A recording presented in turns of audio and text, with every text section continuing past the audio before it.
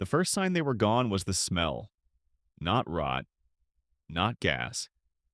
Just that cold, unused air a house gets when nobody's breathed in it for days. It sits heavy. It tells the truth. Their car wasn't in the driveway. Curtains open. Front door closed but not latched. I put my hand on it and it moved an inch like it had been waiting. "Hello," I said into a house that didn't answer. "Tyler, Marissa." My voice sounded wrong in the empty. They'd been late the last 2 months. Not by much. 4 days, then 8. Promises and texts. Friday for sure. New shift, money's tight. They were always polite. They always said sir. People who use that word too much are hiding something or selling something. Sometimes both. I walk the way you do when you expect a person to step out and tell you it's a misunderstanding. Kitchen first. Sink full but nothing wet. Plates stacked dry like fossils. The fridge hummed with 3 things inside ketchup. A jar with pickles floating in clear tired brine. Half a lemon that had gone hard. A note on the counter taped crooked. "Sorry about the delay. We'll send what we owe soon." T&M. No date, no forwarding address. Just the promise air. Claire called while I stood there, phone buzzing against my thigh. "Are they there?" "They're not," I said. "What's left?" "Everything that doesn't sell," I said. "Broken lamp, air mattress, couple of doors off the hinges. They took the curtain rods, but not the curtains." "Don't start," she said. "It's not good for you." "I'm not mad." "You sound mad." "I'm writing it down." That calms me. I keep a small notebook in the glove box. I wrote the date, the time, the short notes the way a mechanic writes down rattles. Kitchen, dishes stacked. Fridge on. Living room, hole in drywall behind TV. Bedroom doors, off. Carpet stains, dark, greasy, boot-shaped. The power bill was still in my name. They promised to switch it. Everybody promises that. You put it in their name, and they act like you've put them on a no-fly list, so you leave it and tell yourself you'll switch it next time. Then you don't. You learn twice. I checked the meter and wrote the number. I checked the outside faucet. Still dripping, I turned it off and the handle squeaked. I added WD-40 to the list. The trash can out back was full, fried bags. Cold fries smell. Broken lampshade. A dirty stuffed bear missing one eye. I put the lid down and sat on it and breathed. Back inside, I opened the hall closet. A stack of envelopes tumbled out. They were all mine. Water, trash, electric. I wanted to laugh. I didn't. I sent a photo of the note to Claire. She messaged back a single dot like she was holding the rest of the sentence. That night, I dialed Tyler's number. Voicemail. The message said his name like he regretted it. I dialed Marissa. Disconnected. The rental agency sent a form email. We'll post notice to cure. Cure what? I didn't know. The hole in the wall. The missing people. They asked for a forwarding address. I sent them a picture of the empty living room. Our neighbor across the street waved while I locked up. He carries stories like spare change. Saw him leave with a U-Haul, he said. Saturday, late. Where? He shrugged. They said across town. They said you were fine with it. He saw my face and added, I figured you weren't. They say a lot, I said. He nodded like we were both in a club where the dues are disappointment. We'd interviewed 4 couples for the place. Tyler and Marissa were the only ones who took their shoes off at the door. She brought cookies, store-bought, but transferred to a plate with parchment paper underneath. He stood in the kitchen and said, I can fix that cabinet hinge for you. Used to do installs with my uncle. The hinge squeaked when he opened it. He made a face. I'll take care of it, he said. He didn't. You tell yourself you're good at reading people. Then you watch them leave a note on your counter that might as well say, catch me later. The first bill came that week. Electric, $812.76. They left the AC at 65 and the fan on. The house kept itself cold for 3 weeks for nobody. I paid it because it was in my name. I added it to the notebook. The water bill came next. The trash hauler charged extra because the can lid wasn't closed. Add that too. Some systems only work with paper. You don't have to love it, you just have to know which ones. Claire sat with me at the table while I spread the papers out. She poured 2 coffees and set them on opposite corners like weights. "It's just money," she said. "It's just our money," I said. She reached out and touched the edge of the nearest bill like it might cut her. "What are you going to do?" "I don't know," I said. What I meant was, I'll find a door that opens. I read the lease again. Clause about abandonment. Clause about damages. Clause about deposit. 2,000 down. We were allowed to use it for repairs, unpaid utilities, unpaid rent. It wouldn't touch it. There was a line I'd skimmed before. Refund method. ACH details for deposit return. It's supposed to make returns easy. They'd filled it out when they moved in. People forget they did that. Routing number, account number, the bank's name printed on the check image our agency had uploaded, a small credit union 2 towns over. Not one of the big ones. Specific is good. Specific means I'm not guessing. I typed the routing number into a site that tells you where it goes. It matched the credit union's logo, the one with a tree. I wrote it in the notebook because writing makes facts belong to me. Then I called Doug. He used to do collections before he started hauling appliances for a living to feel better about who he was. He still knew where the forms live. "You're not getting a dime from them," he said on speaker, while I opened cabinets and shook my head at a pile of greasy takeout menus they'd left like gifts. "I don't need a dime," I said. "I need them to remember me every time they apply for anything." He laughed the way men do when they know you're serious. "There's a tenant reporting service," he said. "Couple of them. Landlords feed them data. New landlords pay to see it. You file the debt with photos and dates. If they dispute, you answer once with more paper. After that, the entry sticks like gum." "And credit bureaus," he made a sound. "You can add it there too through a third party, but it's a hike. Start small. Paying by background check is enough." He texted me a link. The site looked like it was built by someone who hates people but loves PDFs. It asked for copies of the lease, photos of damage, proof of unpaid rent, proof of utilities paid by owner due to tenant's failure. It asked for their last known employer. I didn't know that, not exactly. Then I remembered the drawer in the bedroom I'd emptied on day 1. There'd been a pay stub with his name on it from a warehouse. I'd thrown it in the trash bag with the broken lamp. I went out to the bin with a headlamp and a pair of gloves. Claire watched from the back steps with her arms crossed like a person standing at a graveside. It took 5 minutes. The pay stub was wrinkled but readable. I typed it in. I scanned everything. The hole in the wall, the ripped doors, the trash penalty, the electric bill that looked like a ransom note. I wrote the summary in 1 sentence: tenants abandoned property. Unpaid rent and utilities. Damages exceeding deposit. I clicked submit. The screen said, "Verification submitted. Allow up to 21 days." I wrote the date in the book. I closed the laptop and went to the house with a shop vac. Cleaning occupies your hands so your head doesn't run. I patched the hole with a kit from my truck. The repair was neat but obvious if you know how to look. The doors went back on the hinges with 2 new screws each. I pulled the carpet cleaner over the stains until the water turned from coffee to tea to clear. I took the blinds down and discovered a science experiment on the glass.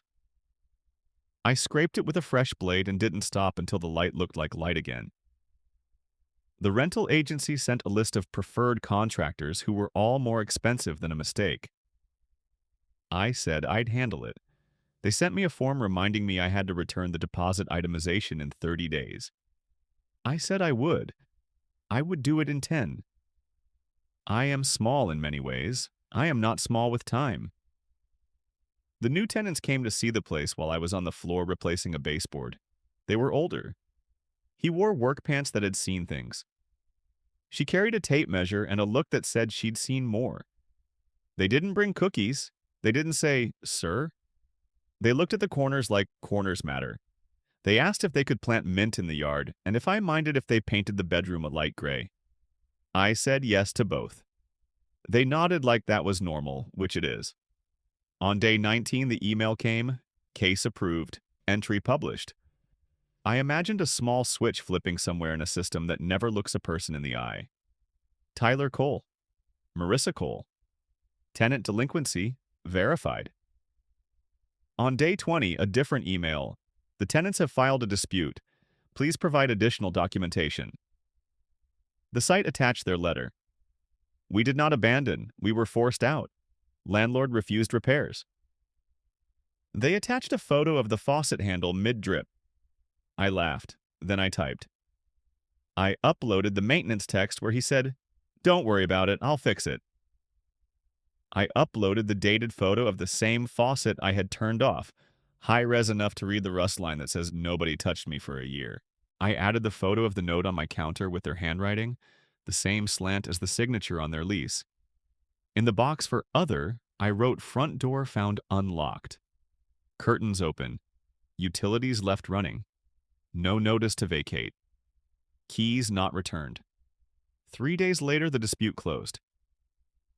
Claim sustained, the subject line said. Those 2 words felt like a small legal drum. They called me then. First Marissa. Number I didn't know. She tried polite like a person who puts out a house fire with sugar. We're getting flags, she said. You can't do that. I did, I said. She exhaled into the phone like I'd broken a promise I never made. We had to move.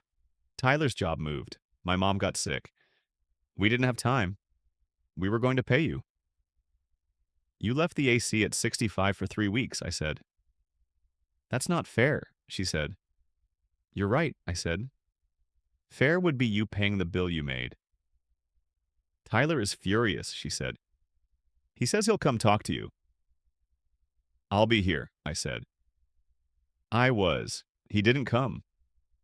Fury is a good word on a phone. It's lighter in person. A letter from a lawyer came a month later, not a real one.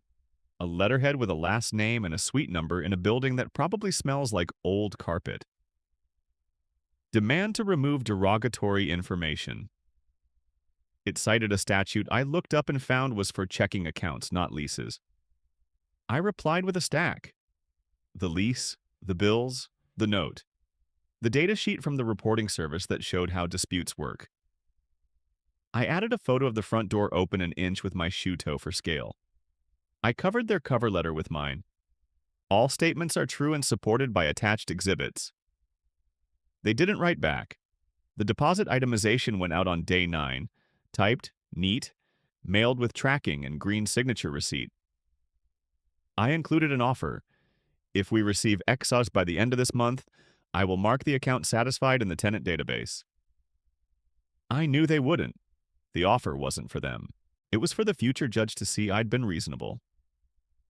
The reporting site offered an upgrade where they push the debt to a collection outfit that will call and call and call, then take a piece if they get anything.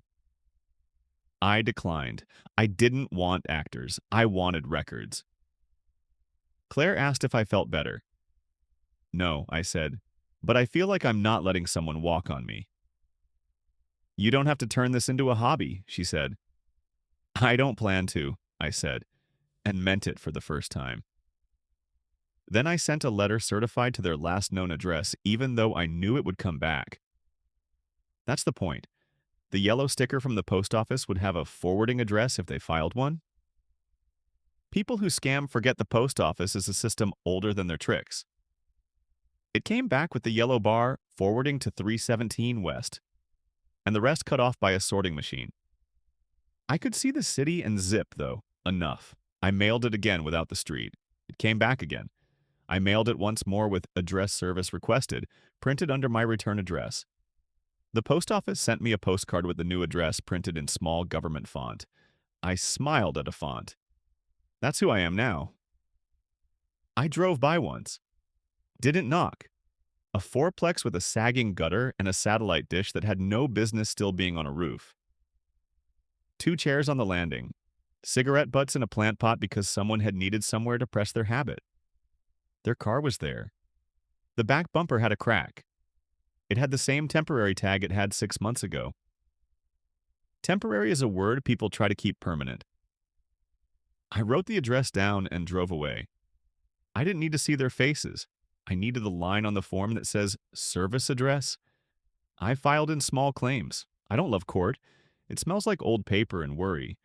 But it's a machine that turns truth into orders if you feed it correctly. I filled the complaint breach of lease, unpaid rent, utilities, damages beyond deposit. I attached the photos, the bills, the itemization, the report from the tenant site, the returned mail with yellow stickers. The clerk stamped it, and my copy got a case number that looked like a license plate. Serving them took 3 tries. The process server went during the day. No answer. Went in the evening. Light on, TV loud, no answer. He went again on Saturday at 10 a.m. and saw the blinds move. He left the papers with a man who said he was Tyler's cousin. I told him the rules require service on the person or a competent adult at the residence. He said the cousin looked competent enough. I didn't laugh. He filed his affidavit. They didn't show to the first hearing? I stood in a room with chairs bolted to the floor and a judge who looked like he wanted to be somewhere that had windows. He read my complaint without looking up. He looked at the attachments. He looked at the green receipts. He asked if I had a move-in checklist. I did. He nodded. Default judgment, he said, like reading a weather report. He wrote a number. It was less than I wanted and more than they had. Interest at statutory rate, he said. Good luck. He meant it. I think he had seen the other side of luck enough to know it when it was here. A judgment is a piece of paper until you make it move. You record it, you find assets, you garnish wages, you file a bank levy. I didn't want to be that person, but I was already that person. I had the routing number, I had a pay stub, I had an employer name. I filed a wage garnishment with the court. I filled out the employer's information. The court sent them the order. Employers don't enjoy this, but they comply. A month later, a thin envelope arrived from a payroll department. We have received a garnishment order for employee Tyler Cole. We will begin withholding. The first check was small. People like Tyler don't make much. It was a fraction that looked like nothing and felt like everything. It proved the world still had levers. He called after the first withholding hit. It wasn't anger this time. It was tired. You're taking my check, he said. I'm not taking anything, I said. The court is. This will ruin us, he said. No, I said. You did that parts by parts, and now the bill's due. He said, we'll pay you if you take this off. That's not how it works, I said. You pay the court. When it's paid, I file a satisfaction. The entry changes, I don't erase history. He was quiet. We weren't trying to screw you, he said, and it was the most honest thing he'd said since, sir. I'm not trying to screw you either, I said. He hung up before he said thank you or whatever it was he wanted to say to make the memory taste better. Marissa didn't call. She mailed 2 money orders to the court with handwritten notes that looked like the last thing she had left of control. For judgment, they said. I copied the receipts and put them in a new file labeled with the case number because I've learned to love numbers more than names. The tenant reporting site sent me an automated message at 3 months. Would you like to update the account status? I clicked partially paid, active. The next time they applied for a place, the new landlord would see an entry that said exactly where they were in the story. I didn't need to be in the room. We re-rented the house. The older couple paid early and sent me texts when something squeaked. He fixed the cabinet hinge himself and sent me a picture with his thumbs up. She planted mint and told me to take some. I did. It made the kitchen smell like the idea of clean. Claire asked one night if the garnishment made me feel vindicated. We were sitting on our back steps with 2 mugs of tea, watching the neighbor's cat pretend to hunt a moth. No, I said. It makes me feel like I did what the paper says I can do. What do you actually feel? She asked. I feel like the next time I see a polite kid say, "Sir," I'm going to make them open the undersink cabinet and tell me what's wrong with the trap. She laughed and leaned her shoulder into mine. That's deeply unromantic, she said. Romance is for people who don't know what baseboards cost, I said. Write that down, she said. I did. In the notebook, under the line where I'd written the court date, I wrote, Romance is cheaper when the trim is straight. The last check from the employer came nearly a year in. Small balance left. The court mailed me the final accounting like a restaurant receipt. Balance 0. Case closed pending my filing. I filled out the satisfaction of judgment, took it to the clerk, got the stamp that makes people want to photocopy it, and sent copies to 3 places: the employer, the tenant reporting service, and their address. I didn't owe them that, but it felt like the right end. The reporting site updated the entry to paid, satisfied. The record stayed.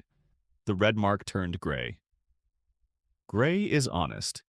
Gray means people did something wrong and then did something right. A week later, a letter came with handwriting I recognized. No return address. Inside was a page ripped from a legal pad. We paid, it said. Take it down. Below it, a second line in smaller letters. We're trying to start over. I wrote back one sentence and put it in an envelope with a stamp that had a flag on it because everything is old eventually. I can't erase the past, I said, but I marked it paid. Start from there. They didn't respond. They didn't have to.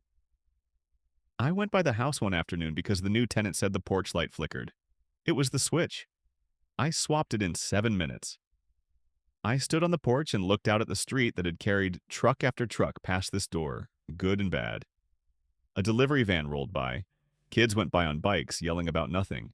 The air smelled like cut grass and someone's dinner. Inside the house, the clock we keep in the kitchen ticked like a metronome nobody hears until the room is empty. The neighbor across the street waved again. New folks are quiet, he said. Quiet's a feature, I said. He nodded like I'd said something wise, which I hadn't. I'd said something you learn after enough noise. Back home, I pulled the file box from under the bed. I added the satisfaction of judgment to the folder labeled with their names. I put the folder behind a tax year I still need to keep because the government says so. I closed the lid. The box slid back into the shadow like something that doesn't need the front row anymore. Claire stood in the doorway with 2 grocery bags. You coming? She asked. In a minute. She watched me put the box away. You done? I'm done, I said. She kissed me once, quick, the way you do when it's Tuesday. Good, she said. I like you better when you're not chasing ghosts with a stapler. I like me better then too, I said. We ate chicken and rice. She asked about the light. I said it was the switch. She said, of course. After dinner, I took my coffee to the back steps again. The sky had that twilight blue that happens when you forget the day's shape, and it forgives you. I thought about Tyler and Marissa leaving the AC on and the door open, about promises written on counters, about systems that don't care what you feel so you learn to speak their language. I don't believe in karma. I believe in receipts. A month later, a plain envelope arrived from one of the credit bureaus. It was a routine update. The entry had changed to paid, satisfied, no flair, no music. Just a different word on a different line. Doug called me and laughed when I told him. You're a menace, he said, his voice somewhere between admiration and warning. I'm a landlord with a printer, I said. He whistled. Same thing, apparently. We said we'd fish next month and then didn't. I drove by their new place once more on the way to a job. It was morning. A man I didn't recognize carried out a bag of trash. Marissa came out a minute later with a coffee and got into a small car with a dent in the fender. She didn't see me. I didn't want her to. I wasn't interested in faces anymore. Just the fact that life goes on when the ledger goes to 0. The new tenants invited us over for mint tea from their yard. We sat on their porch and talked about nothing. He pointed at the cabinet hinge he'd fixed, and I nodded like a person who appreciates a straight line. She said the light gray paint made the room cooler, and I said the AC would thank her. Claire told stories about the old house we rented before we could buy, the one with the porch that leaned so hard you had to set your coffee on the left side so it would stay. We all laughed because old houses make good liars until you figure out where they sag. When we walked home in the slow dark, the streetlights did their job. A dog barked twice and stopped. I felt the small gravity of things working again. Locks holding, switches switching, systems that don't care about your feelings but will carry your facts if you format them correctly. At home, I opened the drawer where the notebook used to live. It wasn't there. I'd put it in the box with the file. The drawer had only a pen, a spare key, and a folded grocery list. I liked that better. I made coffee for the morning and set the machine so it would start on its own at 6. I washed my hands and stood in the kitchen, listening. The clock ticked. The fridge hummed. The house took a breath the way a house does when it knows who lives there. I didn't forgive them. That's not what this was. I didn't forget either. I just moved the paper where paper belongs and left the rest to the kind of time that smooths edges without asking permission. People think revenge feels like fire. It doesn't. Not if you do it right. It feels like filing. It feels like a stamp. It feels like a door that latches when you push it with 2 fingers and then let go. I turned off the light and went to bed. The porch light worked on the first try. The bulb glowed the right kind of yellow. I watched it through the front window for a second, then closed the curtain. The night kept itself. The house held steady. And somewhere 2 towns over, a line on a report changed from red to gray, and someone read it and nodded and put the file back in the drawer. That was enough.